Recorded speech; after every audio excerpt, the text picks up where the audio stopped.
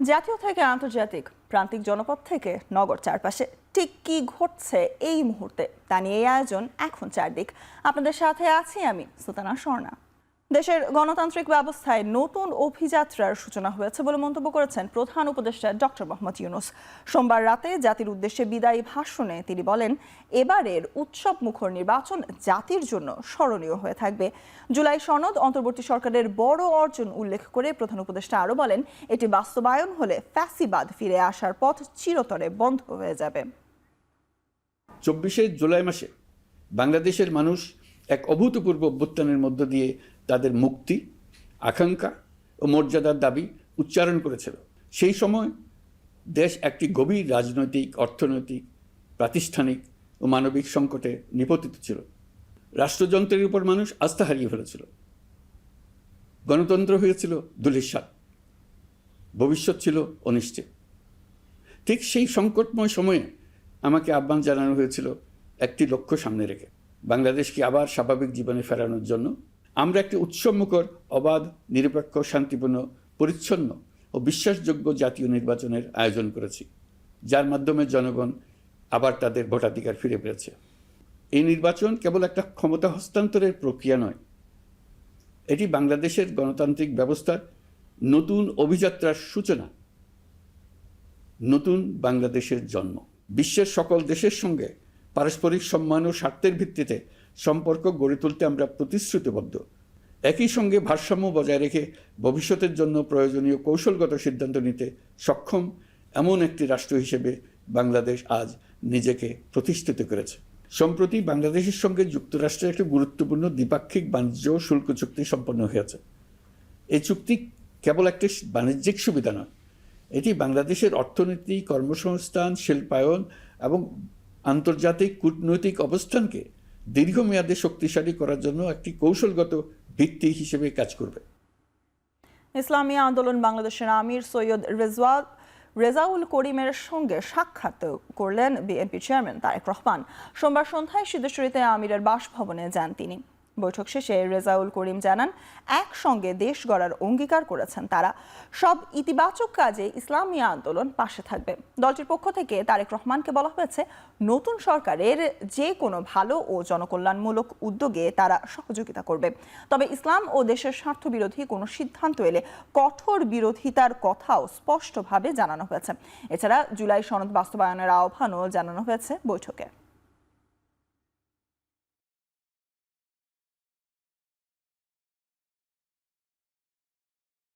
আমরা সবাই পরামর্শ ভিত্তিক দেশ পরিচালনা করতে পারি, এইটাই আমাদের মূল আজকে মুখ্য এবং মূল আলোচনা ছিল।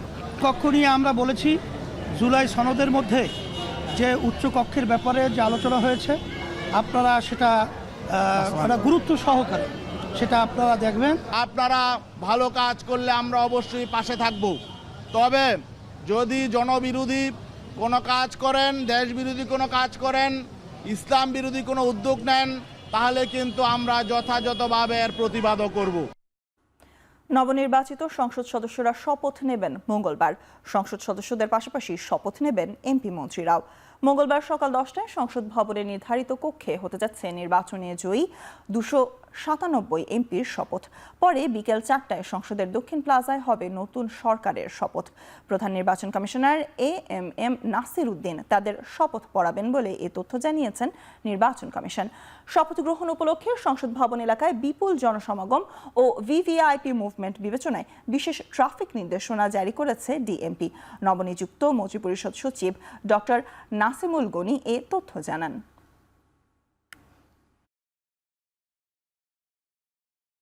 দুই দফায় আপনার সংসদ সদস্যদের শপথ হবে। একটা তো তারা সংসদ সদস্য হিসেবে শপথ নেবেন, তার পরবর্তীকালে এই যে আমাদের সংস্কার, সেটার জন্য শপথ নেবেন এবং বিকেলে যে মন্ত্রিসভার শপথ হবে। তো সেটারই ব্যবস্থা করার জন্য আমরা এই মুহূর্তে উঠে পড়ে লেগে আছি ক্যাবিনেট ডিভিশন। নতুন মন্ত্রীদের জন্য 37টি বাসা প্রস্তুত আছে বলে জানিয়েছেন গৃহায়ন ও গণপূর্ত উপদেষ্টা আদিলুর রহমান খান। সোমবার সকালে সচিবালয়ের নিজ দপ্তরে সাংবাদিকদের তিনি এই কথা জানান।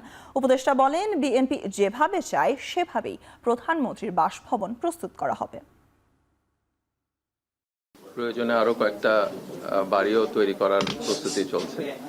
আপাতত 37টা। ওনারা শপথ নিতে নিতেই এটা তৈরি হয়ে যাবে। ওইটা ওনারা যেভাবে চান সেভাবে হবে। জায়গা ওনাদের সঙ্গে আলোচনা করে সিদ্ধান্ত নেওয়া হবে। রাজধানীর কারওয়ান বাজারের কাঠপট্টিতে আগুন লেগেছে। নিয়ন্ত্রণে কাজ করছে ফায়ার সার্ভিসের 11টি ইউনিট। সেখানে রয়েছেন সহকর্মী রাব্বিয়াল রাহিদ। সরাসরি যুক্ত হব তার সাথে। রাহিদ, আগুনের সূত্রপাত কিভাবে হয়েছে, কি বলছেন স্থানীয়রা, আর নিয়ন্ত্রণে কত সময় লাগতে পারবে বলে জানিয়েছে ফায়ার সার্ভিস কর্মীরা?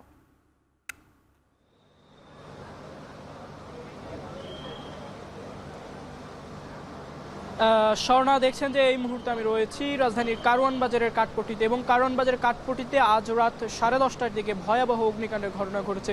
এবং এই অগ্নিকাণ্ডের পর প্রায় 10:45 যখন ফায়ার সার্ভিস যখনই জানতে পেরেছে, তখনই তারা সঙ্গে সঙ্গে তাদের প্রায় 4টি ইউনিট এখানে পাঠিয়ে দিয়েছিল, এবং এই 4টি ইউনিটে আগুন নিয়ন্ত্রণের জন্য তারা চেষ্টা করেছে। এবং আমরা ফায়ার সার্ভিসের ডিউটি ইউনিটের যে কক্ষ রয়েছে, সেখানকার কক্ষের যে কর্মকর্তা রয়েছেন শাহজাহান হোসেন, তার সঙ্গে কথা বলে আমরা এই বিষয়টি নিশ্চিত হয়েছি। এবং এই কাঠপট্টির যে আগুনটি লেগেছে সেটি কাঠপট্টির এখানে একটি গ্যারেজে লেগেছে, এবং এই গ্যারেজের প্রায় 1, 2, 3 এবং 4 তলা পর্যন্ত এই আগুনটি লেগেছে। এবং এই আগুন নিয়ন্ত্রণে প্রথমের দিকে 4টি ইউনিট কাজ করলেও পরবর্তীতে আরও একটি ইউনিট এসে প্রায় 5টি ইউনিট কাজ করা শুরু করেছিল। তবে আগুন নিয়ন্ত্রণে তারা যখনই ব্যর্থ হয়েছে এবং আগুনের ভয়াবহতা যখনই আরও বেড়ে গিয়েছে, তখন আরও প্রায় 6টি ইউনিট এসে কাজ করে এখন প্রায় মোট 11টি ইউনিটে ফায়ার সার্ভিসের ইউনিট এখানে কাজ করছে। এবং আমরা ফায়ার সার্ভিসের যেসব কর্মকর্তা রয়েছে তাদের সঙ্গে কথা বলার চেষ্টা করেছি যে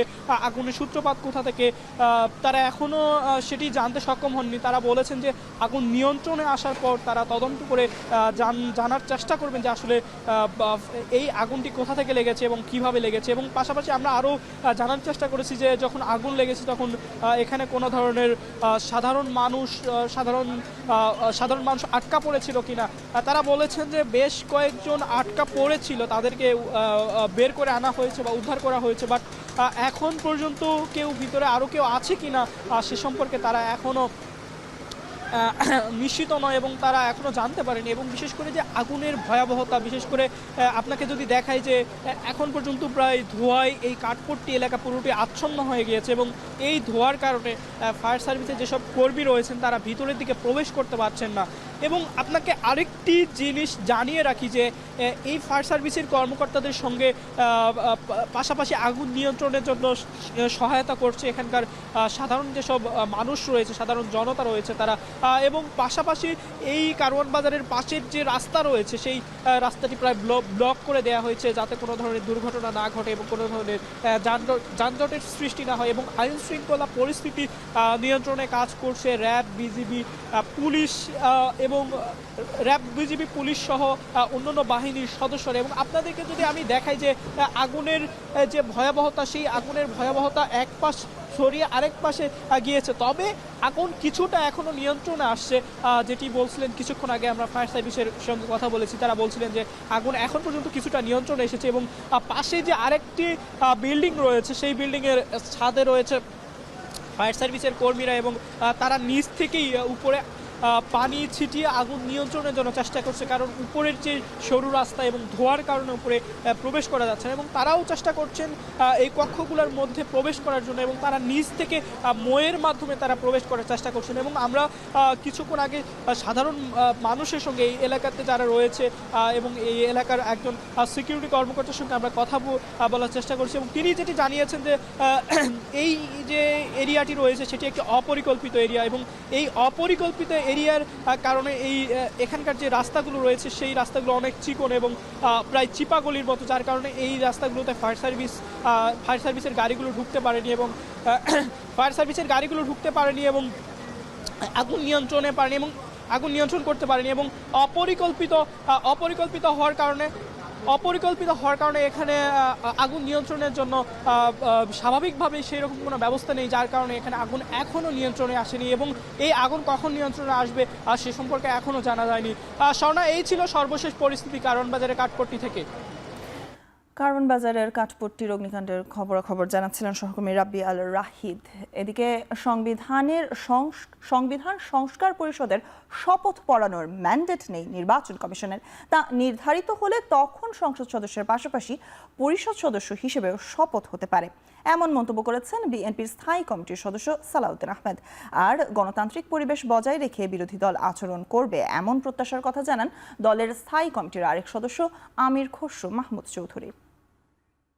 আগামীকালকে সকাল 10টায় জাতীয় সংসদের নির্বাচিত সদস্যদের শপথ গ্রহণ অনুষ্ঠিত হবে। এইটা প্রধান নির্বাচন কমিশনের সাংবিধানিক এখতিয়ার আছে। এর বাইরে কি বললেন সংবিধান সংস্কার পরিষদ, এটা যদি কনস্টিটিউশনে ধারণ করা হয়, সেই মর্মে অ্যামেন্ডমেন্ট হয় এবং সেই শপথ পরিচালনার জন্য সংবিধানের 3য় তফসিলে ফরম হয়, কে শপথ পাঠ করাবেন সেটা নির্ধারিত হয়, এতগুলো হয়ের পরে তারপরে হতে পারে। বগুড়া 6 আসন ছেড়ে দিয়ে নির্বাচন কমিশনে চিঠি দিয়েছেন বিএনপির চেয়ারম্যান তারেক রহমান। তিনি ত্রয়োদশ জাতীয় সংসদ নির্বাচনে বগুড়া 6 ও ঢাকা 17 আসনে প্রতিদ্বন্দ্বিতা করে বিজয়ী হন। সোমবার বিকেলে ইসি সচিব আখতার আহমেদ বলেন, তারেক রহমানের এ সংক্রান্ত চিঠি পেয়েছে নির্বাচন কমিশন। বিএনপির চেয়ারম্যান তারেক রহমান বগুড়া 6 আসন ছেড়ে দিয়েছেন। তিনি ঢাকার 17 আসনের সংসদ সদস্য হিসেবে শপথ নেবেন। ত্রয়োদশ জাতীয় সংসদ নির্বাচনে 2 আসন থেকে প্রতিদ্বন্দ্বিতা করে উভয় আসনেই জয়লাভ করেন বিএনপি চেয়ারম্যান। আইন অনুযায়ী একাধিক আসনে নির্বাচিত হলে একটি আসনেই শপথ নেয়ার বিধান রয়েছে।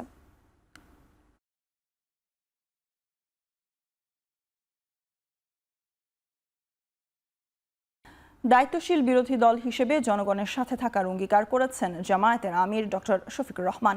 বলেন, জনস্বার্থ ও দেশের স্বার্থ রক্ষাই হবে বিরোধী দলের মূল দায়িত্ব। সন্ধ্যায় রাজধানীর মগবাজারের একটি মিলনায়তনে সংসদ সদস্য নির্বাচিতদের সাথে মতবিনিময় শেষে তিনি একথা বলেন।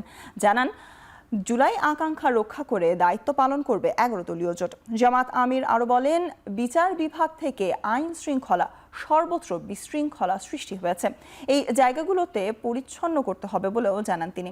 নির্বাচন বিষয়ে জামাত আমির আরো বলেন, কয়েকটি কেন্দ্র দখল ও কয়েকটি জায়গার হামলা বাদ দিলে এবারের নির্বাচন সুষ্ঠু হয়েছে।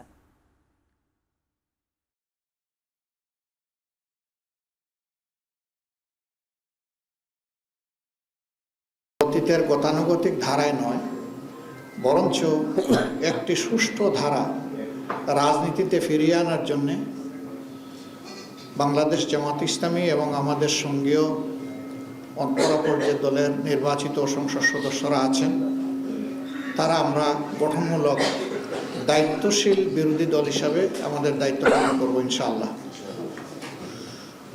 প্রত্যেকটি ন্যায়সঙ্গত ব্যাপারে আমাদের সহযোগিতা সমর্থন থাকবে, কিন্তু দেশ এবং জাতির কোনো ক্ষতি হলে অবশ্যই আমরা প্রতিবাদ করব।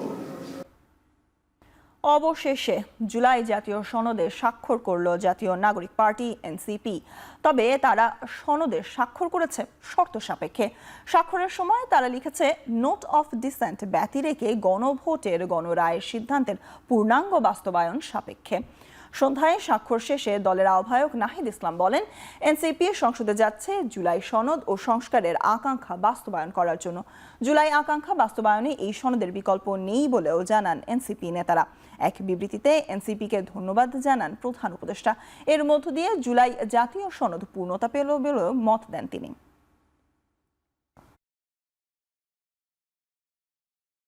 জুলাই জাতীয় সনদ আদেশের মাধ্যমে সেই আদেশ এটার আইনি ভিত্তি দিয়েছে এবং এর পরবর্তীতে গণভোট হয়েছে, গণরায় প্রতিফলিত হয়েছে।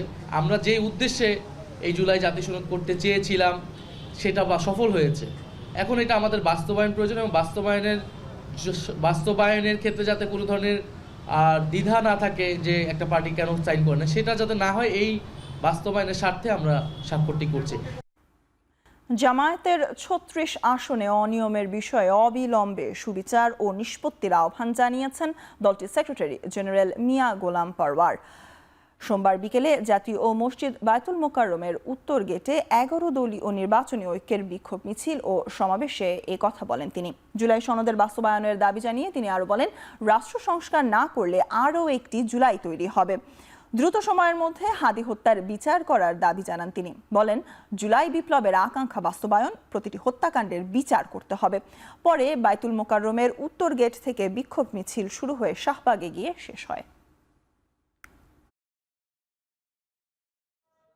নির্বাচনে অনিয়ম, ম্যানিপুলেশন, নির্বাচন পরবর্তী সহিংসতা এবং নতুন করে রক্ত দিয়ে গড়া জুলাই সনদকে অস্বীকার করে নানান টকশো বুদ্ধিজীবীদের দিয়ে ন্যারেটিভ তৈরি করে সেটা অস্বীকার করার যে পায়তারা করা হচ্ছে, তার বিরুদ্ধে নতুন করে বাংলার মানুষ আবার ফুঁসে উঠেছে।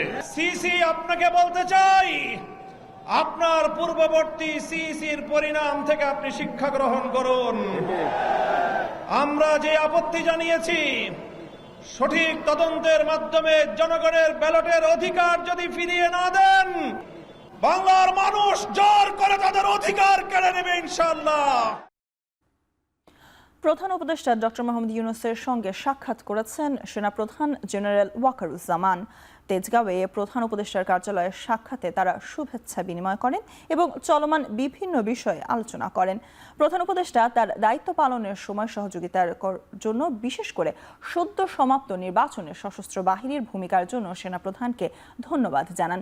মঙ্গলবার নতুন মন্ত্রিপরিষদ শপথ নেয়ার পর আনুষ্ঠানিকভাবে অন্তর্বর্তী সরকারের মেয়াদ শেষ হবে। সে হিসেবে সেনাপ্রধান ও প্রধান উপদেষ্টার এটি বিদায়ী সাক্ষাৎ।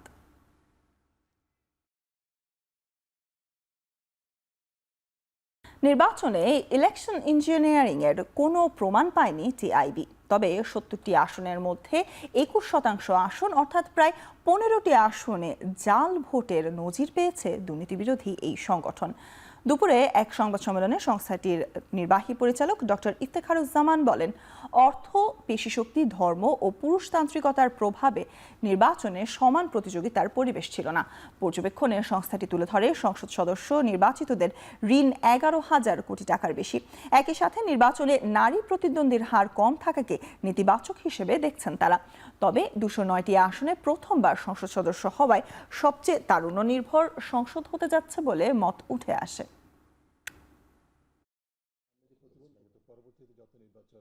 মোটামুটিভাবে গ্রহণযোগ্য, সুষ্ঠু, নিরপেক্ষ, অংশগ্রহণমূলক, প্রতিযোগিতামূলক, অন্তর্ভুক্তিমূলক নির্বাচন হয়েছে। এখানে নির্বাচন ইঞ্জিনিয়ারিং, ঠিক এর পেছনে ইঞ্জিনিয়ারিং যদি থাকে সেটি অন্য বিষয় হতে পারে। অর্থ, পেশি, ধর্ম, পুরুষতান্ত্রিকতা এবং তার পাশাপাশি কোনো কোনো ক্ষেত্রে গরিষ্ঠতান্ত্রিকতা, এই কয়েকটি বিষয়ের কারণে সুস্থ প্রতিযোগিতার যে ক্ষেত্র, সেটি আসলে আদর্শ বা দলীয় এজেন্ডা, দলীয় উদ্দেশ্যের বাইরে এই শক্তিগুলো তারা নির্ধারিত হয়েছে। সংসদে এবার অপেক্ষাকৃত তরুণ সদস্য, তরুণ একটা ব্যাপক সংখ্যায় তরুণ শুধুমাত্র বয়সে তরুণ না, আমাদের অভিজ্ঞতায় তরুণ। বেসামরিক বিমান চলাচল কর্তৃপক্ষের সাবেক প্রধান প্রকৌশলী হাবিবুর রহমানকে 2 দিনের রিমান্ডে জিজ্ঞাসাবাদ শুরু করেছে দুদক। সোমবার দুপুরে কেন্দ্রীয় কারাগার থেকে হাবিবুর রহমানকে দুদকের সেগুনবাগিচা কার্যালয়ে আনা হয়। গত 28 জানুয়ারি তাকে গ্রেপ্তার করে সংস্থাটি। পরে আদালতে দুদকের সহকারী পরিচালক সাইদুর রহমান 3 দিন রিমান্ডের আবেদন করলে 2 দিনের রিমান্ড মঞ্জুর করে ঢাকা মহানগর দায়রা জজ আদালত। 2025 সালের জানুয়ারিতে হযরত শাহজালাল আন্তর্জাতিক বিমানবন্দর সহ 3টি বিমানবন্দরে উন্নয়ন প্রকল্পে প্রায় 900 কোটি টাকা আত্মসাতের অভিযোগে 4টি মামলা করে দুদক। এসব মামলায় শেখ হাসিনার সাবেক নিরাপত্তা উপদেষ্টা তারেক সিদ্দিক, সিভিল এভিয়েশনের সাবেক প্রধান প্রকৌশলী হাবিবুর রহমান সহ 19 জনকে আসামি করা হয়। বিপুল পরিমাণ অর্থ তারা বিদেশে পাচার করেছেন, এই অভিযোগে তাদের বিরুদ্ধে তড়িঘড়ি করে ডিজিটাল ব্যাংকের লাইসেন্স দেয়া হলে গভর্নর ও কেন্দ্রীয় ব্যাংকের কার্যক্রমের স্বচ্ছতা ও নিরপেক্ষতা প্রশ্নবিদ্ধ হবে বলে অভিযোগ করেছেন বাংলাদেশ ব্যাংক অফিসার্স ওয়েলফেয়ার কাউন্সিলের সাধারণ সম্পাদক গোলাম মোস্তফা। সোমবার সকালে বাংলাদেশ ব্যাংক ভবনের কনফারেন্স রুমে সংবাদ সম্মেলনে তিনি এই অভিযোগ করেন।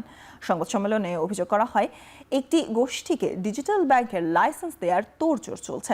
গভর্নর তার সাবেক প্রতিষ্ঠানকে সুবিধা দিতে এই উদ্যোগ নিয়েছেন। যেখানে কিছু ব্যাংক আমানতের সুরক্ষা দিতে হিমশিম খাচ্ছে, সেখানে নতুন করে বিশেষ গোষ্ঠীর স্বার্থ রক্ষায় ডিজিটাল ব্যাংকের লাইসেন্স প্রদান অর্থনীতির জন্য সহায়ক হবে না। ডিজিটাল ব্যাংকের লাইসেন্স দিতে ডাকা পর্ষদ সভা স্থগিত করারও দাবি জানানো হয় সংবাদ সম্মেলনে। পরে কেন্দ্রীয় ব্যাংকের কর্মকর্তাদের নিয়োগ ও পদোন্নতিতে অচলাবস্থা দূর করা সহ 5 দফা দাবি উত্থাপন করেন বিক্ষুব্ধরা।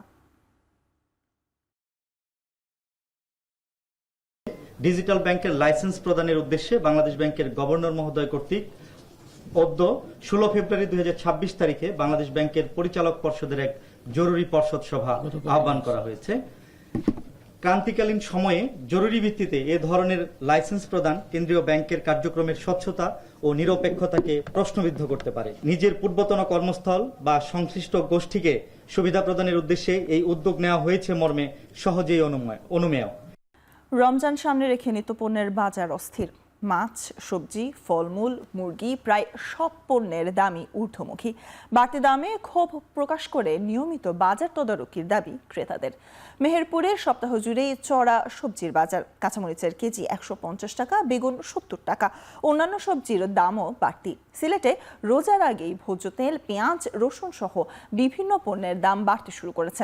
বিশেষ করে লেবু ও শসার দাম ঊর্ধ্বমুখী। বরিশালে 10 থেকে 20 টাকা বেড়েছে পেঁয়াজ, রসুন ও খোলা সয়াবিন তেলের দাম। খোলা সয়াবিন তেল 205 টাকা, পেঁয়াজ 60, রসুন 180, মসুর ডাল 160 টাকায় বিক্রি হচ্ছে। এদিকে ফেনীতে মাছের বাজার চড়া। রুই 320 থেকে 350 টাকা ও কাতলা বিক্রি হচ্ছে 420 থেকে 450 টাকায়। বিক্রেতাদের দাবি সরবরাহ কম থাকায় দাম বাড়ছে। টাঙ্গাইলের আড়তগুলোতে বেড়েছে খেজুর সহ বিভিন্ন ফলের চাহিদা। এদিকে রমজান ঘিরে সারা দেশে টিসিবির পণ্য বিক্রি শুরু হবে মঙ্গলবার থেকে।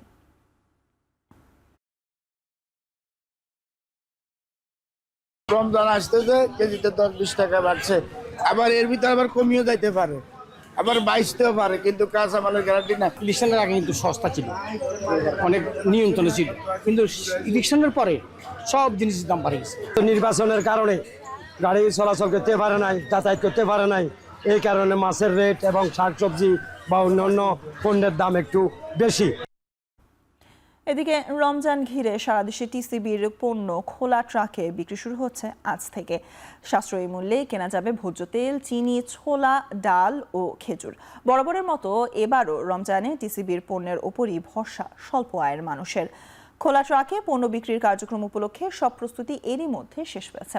নিয়মিত পণ্যের পাশাপাশি মিলবে ছোলা ও খেজুর। সারা দেশে থাকবে 400-র বেশি ট্রাক। প্রতিটি ট্রাকে 400 ভোক্তার জন্য পণ্য থাকবে।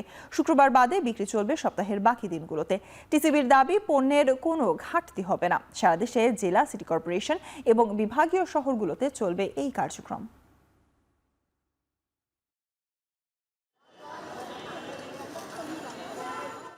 রমজানের আগে চট্টগ্রামের ভোগ্য পণ্যের বৃহত্তম পাইকারি বাজার খাতুনগঞ্জে অভিযান পরিচালনা করেছে ভোক্তা অধিকার সংরক্ষণ অধিদপ্তর।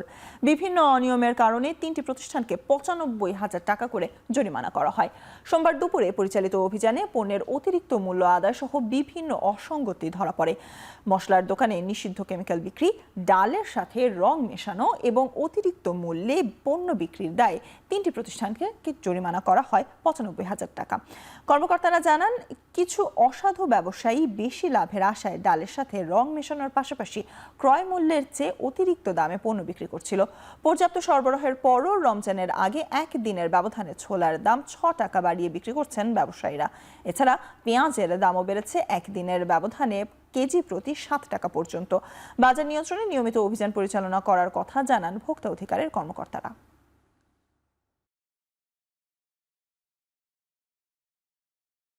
মূল্য তালিকা যথাযথভাবে হালনাগাদ করেননি। 3টে প্রতিষ্ঠানকে আমরা জরিমানা করেছি। একটাকে আমরা 40,000 করেছি, আরেকটাকে 50,000, আরেকটাকে আমরা 5,000 টাকা অর্থদণ্ড করেছি। তবে একটা কথা বলে রাখি, যথেষ্ট পরিমাণ পণ্যের সরবরাহ রয়েছে। পেঁয়াজ, আদা, রসুন সহ এবং ছোলা সহ, মশলা সহ, এই ছোলা, ডাল, বুট যত আছে প্রচুর পরিমাণ সরবরাহ বাজারে রয়েছে। আশা করা যায় যে রমজানের সরবরাহের কোনো ঘাটতি হবে না। ঠাকুরগাঁওয়ের পীরগঞ্জে আসামি ধরতে গিয়ে হৃদরোগে আক্রান্ত হয়ে পুলিশের এক সহকারী উপপরিদর্শকের মৃত্যু হয়েছে। শুভ রবিবার রাত 1টার দিকে ভোমরাদহ ইউনিয়নের সেনুয়া গ্রামে এ ঘটনা ঘটে। পীরগঞ্জ থানার ভারপ্রাপ্ত কর্মকর্তা মোহাম্মদ মাজহারুল ইসলাম জানান, রবিবার রাতে পুলিশের একদল সদস্য গ্রেপ্তারি পরোয়ানাভুক্ত আসামি ধরতে সেনুয়া গ্রামে অভিযানে যায়। এ সময় আসামিকে গাড়িতে তোলার সময় এএসআই শহীদুল ইসলাম হঠাৎ বুকে প্রচণ্ড ব্যথা অনুভব করেন। তাৎক্ষণিকভাবে তাকে উদ্ধার করে পীরগঞ্জ উপজেলা স্বাস্থ্য কমপ্লেক্সে নিলে চিকিৎসক তাকে মৃত ঘোষণা করেন।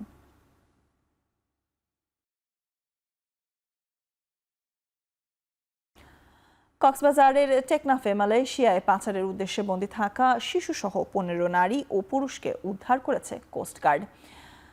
দুপুরে কোস্টগার্ড মিডিয়া কর্মকর্তা লেফটেন্যান্ট কমান্ডার সিয়ামুল হক এ তথ্য জানান। তিনি জানান, সাগর পথে মালয়েশিয়া পাচারের উদ্দেশ্যে কয়েকজন নারী পুরুষকে বাহারছড়া কচ্ছপিয়া এলাকার মানব পাচারকারী মোহাম্মদ আব্দুল আলী একটি গুদাম ঘরে আটকে রেখেছে এমন তথ্যের ভিত্তিতে 15 ফেব্রুয়ারি অভিযান চালায় কোস্টগার্ড ও র্যাব।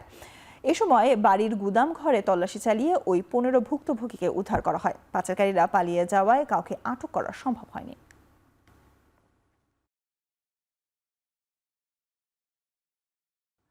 জুলাই অভ্যুত্থানের সময় শিক্ষার্থীদের রাজাকার আখ্যা দেওয়ার অভিযোগে ইউজিসির সচিব ফখরুল ইসলামকে অপসারণের দাবি জানিয়েছে বৈষম্য বিরোধী ছাত্র আন্দোলনের ঢাকা মহানগর শাখা।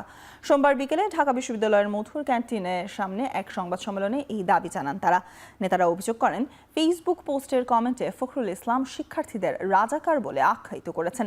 তিনি সহ আরও 35 জন কর্মকর্তা বিগত আওয়ামী লীগের সময় পদোন্নতি সহ বিভিন্ন সুবিধা নিয়েছেন, কিন্তু অন্তর্বর্তী সরকারকে বারবার জানানো হলেও এই বিষয়ে কোনো ব্যবস্থা নেওয়া হয়নি।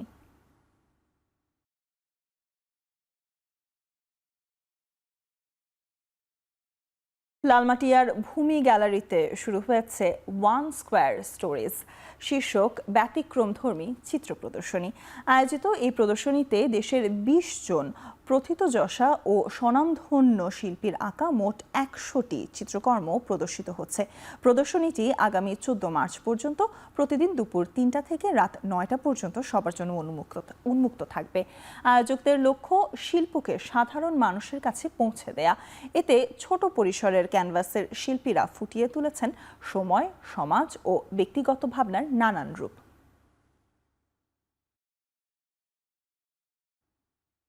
কৃষিবিদ গ্রুপের 25 বছর পূর্তি উপলক্ষে সিলভার জুবলি প্রতিষ্ঠা বার্ষিকী জাঁকজমকপূর্ণভাবে উদযাপিত হয়েছে।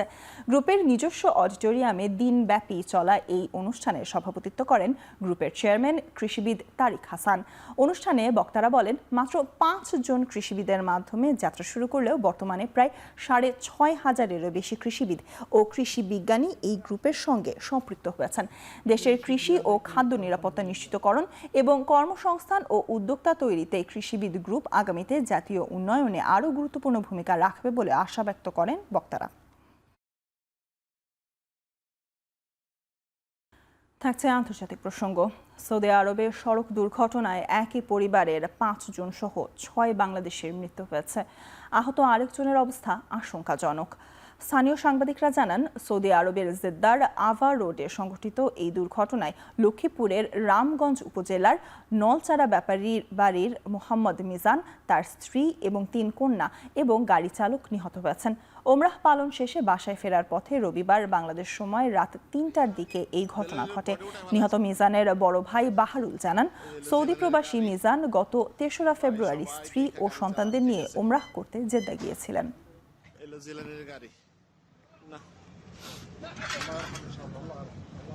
তিনটা বাচ্চা, 2টা মহিলা, 2টা পুরুষ।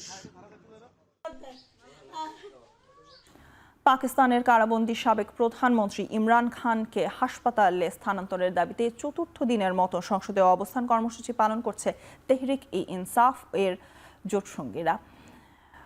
একই দাবিতে খাইবার পাখতুনখোয়ার রাস্তায় নেমেছে ইমরান খানের ভক্ত সমর্থকরা। প্রদেশটির গুরুত্বপূর্ণ মহাসড়ক পিটিআই এর নেতাকর্মীরা অবরোধ করে রাখায় পাকিস্তানের অন্যান্য অংশের সঙ্গে যোগাযোগ বিচ্ছিন্ন হয়ে পড়েছে। এরই মধ্যে রবিবার রাওয়ালপিন্ডির আদিয়ালা কারাগারে ইমরান খানের স্বাস্থ্য পরীক্ষা করেন 5 চিকিৎসক।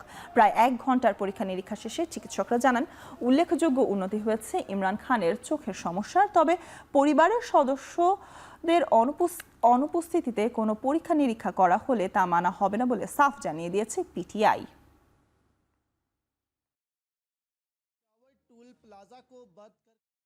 শুধু গাজা নয়, যুদ্ধবিরতির তোয়াক্কা না করে লেবাননেও হামলা অব্যাহত রেখেছে ইসরায়েল। সোমবার স্থানীয় সময় ভোরে লেবানন সিরিয়া সীমান্তবর্তী এলাকায় একটি গাড়িকে লক্ষ্য করে বোমা হামলা চালায় ইসরায়েলি প্রতিরক্ষা বাহিনী। এতে অন্তত 4 জন প্রাণ হারিয়েছেন। হামলার দায় স্বীকার করে ইসরায়েলি সেনাবাহিনী জানায়, গাড়িতে থাকা প্যালেস্টাইন ইসলামিক জিহাদের সদস্যরা তাদের টার্গেট ছিল। যদিও এই বিষয়ে এখনও কোনো মন্তব্য করেনি হামাস ও হিজবুল্লাহর সহযোগী গোষ্ঠী পিআইজি। শান্তি প্রতিষ্ঠায় 2024 সালের নভেম্বরে হিজবুল্লাহ ও ইসরায়েল যুদ্ধবিরতিতে সম্মত হলেও লেবাননে 10,000-এরও বেশি বিমান হামলা চালিয়েছে ইসরায়েল। এতে প্রাণহানির সংখ্যা শতাধিক।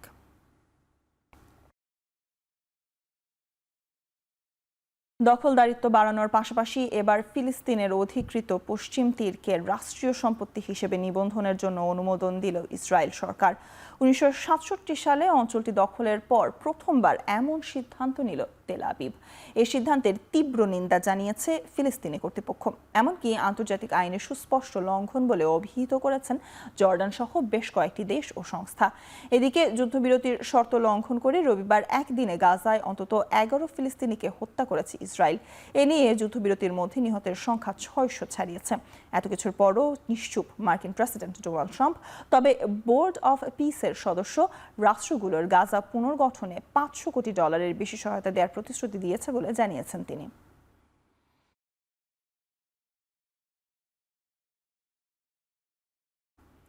পারমাণবিক অবকাঠামো ধ্বংস এবং দূরপাল্লার ক্ষেপণাস্ত্র কার্যক্রম বন্ধে রাজি না হলে ইরানের সঙ্গে কোনো চুক্তি নয়, যুক্তরাষ্ট্রের কাছে এমন আবদার জানিয়েছে ইসরায়েল।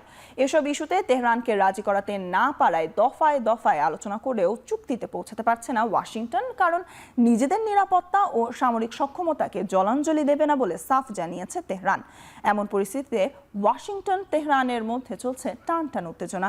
খামেনি শাসনাবস্থা উৎখাতের ইঙ্গিত দিয়ে আব্রাহাম লিঙ্কনের পর মধ্যপ্রাচ্যের দিকে জেরাল্ড আর ফোর্ড নামে দ্বিতীয় রণতরী পাঠিয়েছে যুক্তরাষ্ট্র। যুদ্ধ শঙ্কার মধ্যেই কাল জেনেভায় যুক্তরাষ্ট্রের সঙ্গে ফের আলোচনায় বসতে যাচ্ছে ইরান। চুক্তিতে পৌঁছানোর ব্যাপারে আশাবাদী উভয় পক্ষ।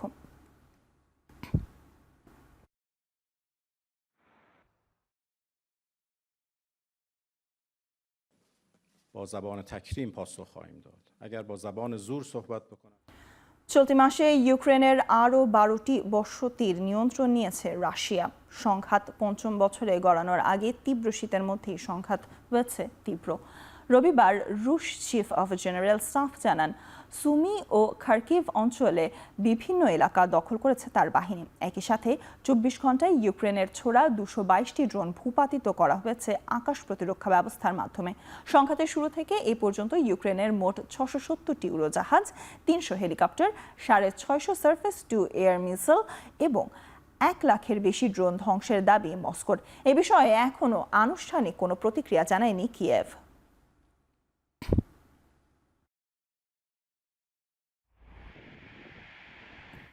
ইউক্রেনের সাবেক জ্বালানি মন্ত্রী গেরমান গালুশচেঙ্কোকে দেশ ছেড়ে পালানোর সময় গ্রেপ্তার করা হয়েছে। কিয়েভের দুর্নীতি দমন কমিশন এক বিবৃতিতে জানায়, সীমান্ত পারাপারের সময় ট্রেন থেকে তাকে গ্রেপ্তার করা হয়েছে। তবে তিনি ঠিক কোন দেশে পালিয়ে যাচ্ছিলেন তা নিশ্চিত করেনি কমিশন। যুদ্ধবিধ্বস্ত ইউক্রেনের $100 মিলিয়ন আত্মসাতের সঙ্গে জড়িত সরকারি কর্মকর্তাদের তালিকায় রয়েছে গালুশচেঙ্কোর নাম। এ কারণে তাকে গত ডিসেম্বরে মন্ত্রিসভা থেকে বরখাস্ত করা হয় এবং তার বিরুদ্ধে ইউক্রেনের আদালতে দুর্নীতির মামলা চলমান রয়েছে।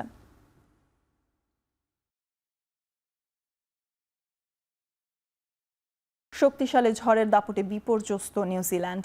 ভারী বৃষ্টি আর ঝড়ো বাতাসে বিঘ্নিত ফ্লাইট, ট্রেন ও ফেরি চলাচল।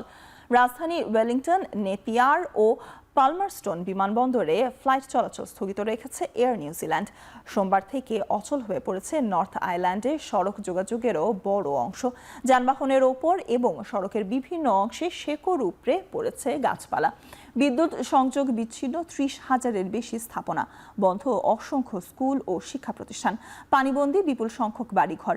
মঙ্গলবার সাউথ আইল্যান্ডের পূর্ব উপকূলে ঝড়টি আঘাত হানতে পারে এবং ভারী বৃষ্টি হবে বলে আভাস দিয়েছে আবহাওয়া বিভাগ।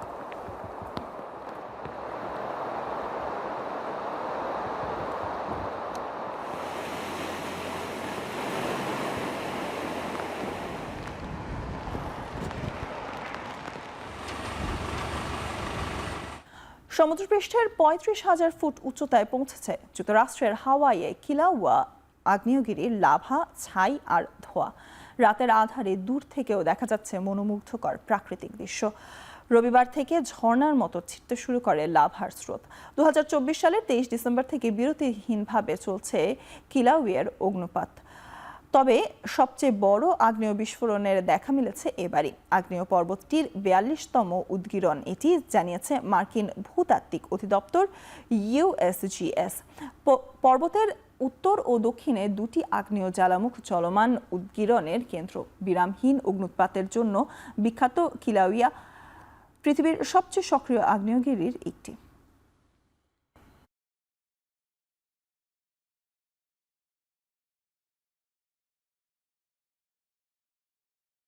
দুই বছর পর অস্ট্রেলিয়া টি-20 দলে ফিরলেন স্টিভেন স্মিথ। 2026 টি-20 ওয়ার্ল্ড কাপে জশ হ্যাজেলউড ছিটকে যাওয়ায় তাকে দলে ডেকে পাঠিয়েছে ক্রিকেট অস্ট্রেলিয়া। যদিও স্মিথ মূলত সুযোগ পেয়েছেন মিচেল মার্শের বিকল্প হিসেবে। বিগ ব্যাশের সবশেষ আসরে 6 ম্যাচে 167.97 স্ট্রাইক রেট ও প্রায় 60 গড়ে 299 রান করার পরও নির্বাচকদের মন গলাতে পারেননি এই অজি তারকা। কেননা স্মিথের পজিশনে মিচেল মার্শ ও ট্রাভিস হেডের ওপরেই ভরসা রেখেছিলেন ক্রিকেট অস্ট্রেলিয়া। দলের মিডল অর্ডারও দারুণ ছন্দে থাকায় স্মিথের আর জায়গা হয়নি 2026 টি-20 বিশ্বকাপের স্কোয়াডে, যদিও তাকে প্রস্তুত থাকতে বলেছিলেন নির্বাচকরা। তবে পেসার হ্যাজেলউড ছিটকে গেলেও তার বিকল্পে তখনও দলে ডাকা হয়নি স্মিথকে। কিন্তু মার্শ অন্ডকোষের ইনজুরি থেকে এখনও সুস্থ হয়ে না আসায় অবশেষে স্মিথকে সুযোগ দিতে একরকম বাধ্যই হয়েছে ক্রিকেট অস্ট্রেলিয়া।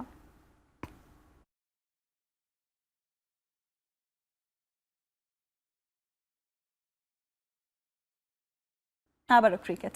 অস্ট্রেলিয়ার বিরুদ্ধে জয়ের পরেও মাটিতেই রাখছে জিম্বাবুয়ে। চলতি টি-20 বিশ্বকাপে কোনোভাবেই পা ফসকাতে চান না দেশটির অধিনায়ক সিকান্দার রাজা। মঙ্গলবার আয়ারল্যান্ডের বিপক্ষে ম্যাচে নামার আগে দলের লক্ষ্য স্পষ্ট করেন রাজা। পরবর্তী ম্যাচে পুরো মনোযোগ দিচ্ছে দল নিয়ে যথেষ্ট আত্মবিশ্বাসী জিম্বাবুয়ের অধিনায়ক। দলটির অন্যতম ভরসার জায়গা পেস বোলিং ইউনিট। 18 মাস ধরে দল নিয়ে পরীক্ষা নিরীক্ষা করেছে জিম্বাবুয়ে। বিশ্বকাপের মতো আসরে নিজের জীবনেরও পরিবর্তন করা সম্ভব বলেও বিশ্বাস করেন তিনি। খ্যাতি, আর্থিক নিরাপত্তা ও সম্মান পাওয়ার আশায় টানা ম্যাচ খেলার ক্লান্তি নিয়ে না ভেবে শুধু ম্যাচ জিততে চান রাজা। নিজেদেরকে কারো কাছে প্রমাণের কিছু নেই বলে বিশ্বাস আয়ারল্যান্ডের পেসার মার্ক এডায়ারের। ওমানের বিরুদ্ধে বড় জয়ের আত্মবিশ্বাস কাজে লাগিয়ে জিম্বাবুয়েকেও হারাতে চায় দলটি। প্রায়শই আয়ারল্যান্ডকে সহযোগী দেশ হিসেবে চিহ্নিত করাটা আমলে নিতে চায় না দেশটির এই পেসার। ওমানের বিরুদ্ধে টি-20 বিশ্বকাপের ইতিহাসে দ্বিতীয় সর্বোচ্চ রানের রেকর্ড গড়ে আরও উজ্জীবিত আয়ারল্যান্ড। মঙ্গলবার দিনের দ্বিতীয় ম্যাচে জিম্বাবুয়ের বিপক্ষে মাঠে নামবে তারা। টুর্নামেন্ট থেকে ছিটকে যাওয়া আইরিশদের জন্য ম্যাচটা সহজ হবে না মোটেও, কেননা সিকান্দার রাজার টানা 2 ম্যাচ জিততে রীতিমতো উঠছে। তবে মার্কের বিশ্বাস, নিজেদের সেরাটা দিতে পারলেই দারুণ একটি জয় নিয়ে মাঠে ছাড়তে পারবে আইরিশরা।